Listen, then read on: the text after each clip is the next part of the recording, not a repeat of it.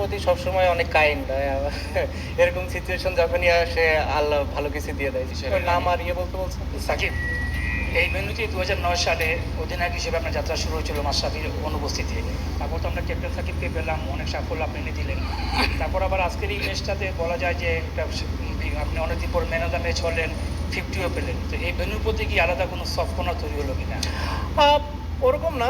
Overall West Indies, overall আমি যদি আমার ক্যারিয়ার জুড়ে দেখি, ওয়েস্ট ইন্ডিজে আমার অনেক ভালো ভালো স্মৃতি আছে। সো স্বাভাবিকভাবে ওই একটা কনফিডেন্স আমার ভেতরে কাজ করছিল যে এই একটা জায়গা যেখানে আমার ভালো করার সম্ভাবনা অনেক বেশি।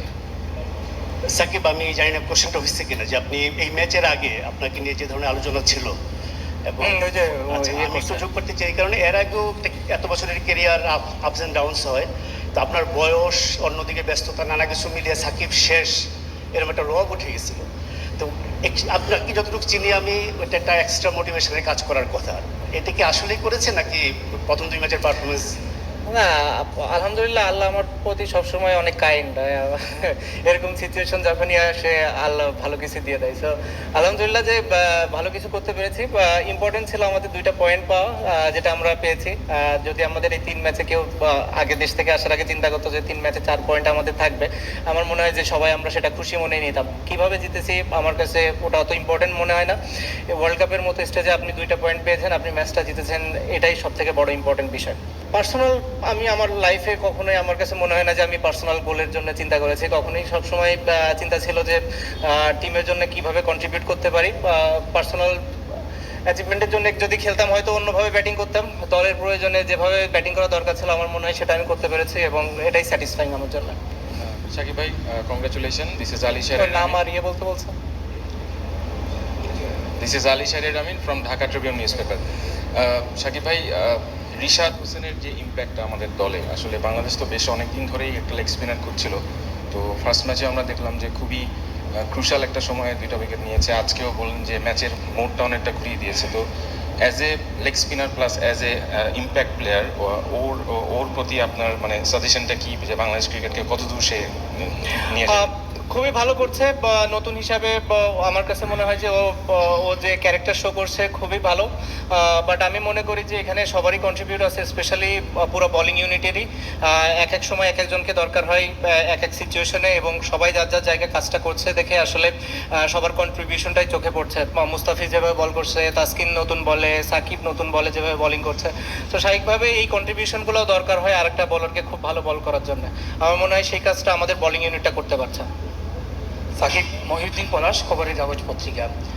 আজকে আমরা থার্ড ম্যাচ খেললাম, ডালাসে 124 রান করেও আমরা খুব টাইট পজিশনে ম্যাচ জিতেছি। নিউ ইয়র্কে 113 রান করে ম্যাচ জিততে পারিনি। তো আমার প্রশ্নটা হচ্ছে যে আসলে T20 ওয়ার্ল্ড কাপের মতো একটা ইভেন্টে এরকম উইকেটটা আসলে কতটুকু আদর্শ হতে পারে? এটা তো আইসিসিকে প্রশ্ন করবেন আপনি। সাকিব ভাই, এই ম্যাচটার আগে, সরি, আমি রানা আব্বাস, আজকের পত্রিকা থেকে। এই ম্যাচটার আগে আসলে আপনাকে, আপনার পারফরমেন্স নিয়ে অনেক ধরনের প্রশ্ন, কথা, আলোচনা, সমালোচনা, বিশেষ করে বীরেন দাস সেবাগ, তার একটা কমেন্ট খুব আলোচনা হয়েছে। আপনার বীরেন দাস সেবাগ, সে এটা বিশ্লেষণে বলছে, যে সেই মন্তব্য সব মিলে একটা অনেক আলোচনা। এই ইনিংসটা মানে আমার কাছে, আপনার কাছে কি মনে হচ্ছে কিনা যে অনেক প্রশ্নের উত্তর দেওয়া, বা একটা অনেক অপেক্ষার শেষ? একটা প্লেয়ার কখনো কোনো প্রশ্নের উত্তর দিতে আসে না। প্লেয়ারের কাজ হচ্ছে সে যদি ব্যাটসম্যান হয় ব্যাটিং করা, দলের জন্য কন্ট্রিবিউট করা। সে যদি বলার হয় তার কাজ হচ্ছে ভালো বোলিং করা, উইকেটটা লাকের ব্যাপার থাকে।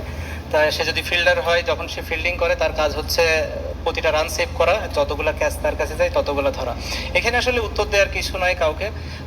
আমি মনে করি যে ইম্পর্টেন্ট একটা প্লেয়ারের, কারেন্ট প্লেয়ারের স্পেশালি, যে তার দলের হয়ে সে কতটা কৃতিত্ব রাখতে পারে, সেটা যখন রাখতে পারে না স্বাভাবিকভাবেই কথা হবে, এবং আমি মনে করি যে সেটা খুব বেশি একটা খারাপ কিছু না। আরেকটা জিনিস বলছিলাম যে আপনার অনেকগুলো অপেক্ষার শেষ হলো, যেমন 50-র দিকে যদি বলি, পরিসংখ্যানের দিকে তাকিয়ে আপনি 8 বছর পরে আপনার T20 ওয়ার্ল্ড কাপে আপনি 50 পেলেন। 2021 সালের T20 ওয়ার্ল্ড কাপের পরে man of the match award পেলেন। মানে নিজেকে এই বিশ্বকাপের T20 ওয়ার্ল্ড কাপের মতো মঞ্চে এই ফিরে পাওয়াটা, এটা কতটা আনন্দ বা আত্মবিশ্বাস? দলের জন্য কন্ট্রিবিউট করতে পারলে তো সবসময় ভালো লাগে।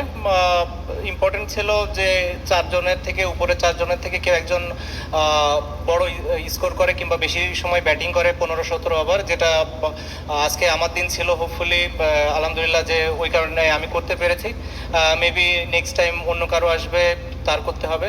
এবং এভাবে আসলে টি-20 ম্যাচ যায়। আসলে টি-20 ম্যাচ ওরকম খুব বেশি একটা কেউ পারফরমেন্স ওরিয়েন্টেড চিন্তা করে বলে আমার কাছে মনে হয় না। কন্ট্রিবিউট কে কতটা করতে পারলো এটা আসলে ইম্পর্টেন্ট।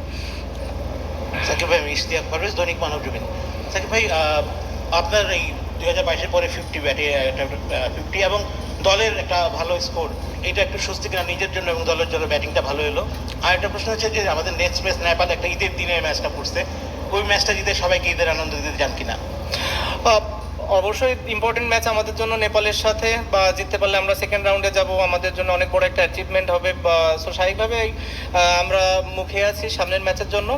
ঈদের দিন, সো আমাদের একটা মুসলমান যারা আছি আমরা, তাদের জন্য একটা আনন্দের দিন। স্পেশালি বাংলাদেশে সবাই সেলিব্রেট করে, সেটা অন্য ধর্মের মানুষরা আসলে ঈদের দিন সেলিব্রেট করে। তো আশা করব যে এরকম ঈদের একটা দিনে আমরা তাদের মুখে আরো বেশি হাসি ফোটাতে পারবো। প্রথম প্রশ্ন কি ছিল? মানে আপনার নিজের 50 পাওয়া এবং দলের একটা ভালো স্কোর। নিজেরটা নিয়ে আমি আসলে কখনোই অরিড ছিলাম না আমার ক্যারিয়ারে। আমি মনে করি না যে আমি কখনোই এই চিন্তা করেছি। দলের জন্য যদি কন্ট্রিবিউট করতে পারি সেটা ভালো লাগে। যেটা বললাম যে আজকে হয়তো আমার দিন ছিল, সামনের ম্যাচে হয়তো অন্য কারো দিন আসবে। ধন্যবাদ।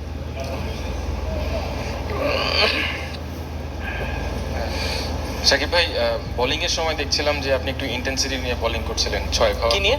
বোলিং এর সময়, আপনার বোলিং এর সময় আপনি বেশ ভালো একটা অ্যাগ্রেশন দেখাচ্ছিলেন আর কি 6 খাওয়ার পরে।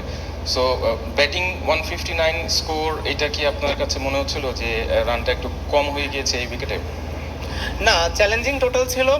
যে যে ধরনের পিচ ছিল আমার কাছে মনে হয়েছে যে এটা চ্যালেঞ্জিং একটা টোটাল। আমাদের খুব ভালো বোলিং করতে হতো, যেটা আমাদের বোলিং ইউনিটটা করেছে। অ্যাট ওয়ান স্টেজ আমি বললাম যেটা যে 12 ওভার পর্যন্ত আসলে খেলাটা একদমই 50-50 ছিল, যে খেলাটা যে কোনো দিকে যেতে পারতো। ক্রেডিট দিতে হয় বা মুস্তাফিজ, রিশাদকে, যেভাবে ওরা ওই সময় 4টা ওভার বল করেছে আসলে, বা অসম্ভব ভালো বল করেছে, যেটা আসলে আমাদেরকে ম্যাচে অনেক ভালোভাবে ফিরিয়ে এনেছে। তারপরে আমরা শেষটাও ভালো করেছি। আমাদের বোলিং ইউনিট বেশ অনেকদিন ধরেই কনসিস্টেন্টলি ভালো বল করছে, স্পেশালি পেস বলাররা, সেই কনফিডেন্সটাও ওদের ভেতরে দেখা যায়। আর রিশাদের এডিশনটাও আমাদের জন্য অনেক ভালো একটা এডিশন বলে আমি মনে করি। He has a long way to go, I believe. He is one of the fittest guy in our team, batting really well, contributing with the ball. Can't ask more than that. And overall, the wicket, I think it played really well. That's a decent wicket where there is everything for everyone. If you bowl well, there is something for you. If you look to score runs down the ground, there is value for your shots, because the outfield is fast, so you can score runs as well when you are set. So I thought overall it was a very good pitch for a T20 game. Last match now against Nepal, and a win takes you through to Super 8.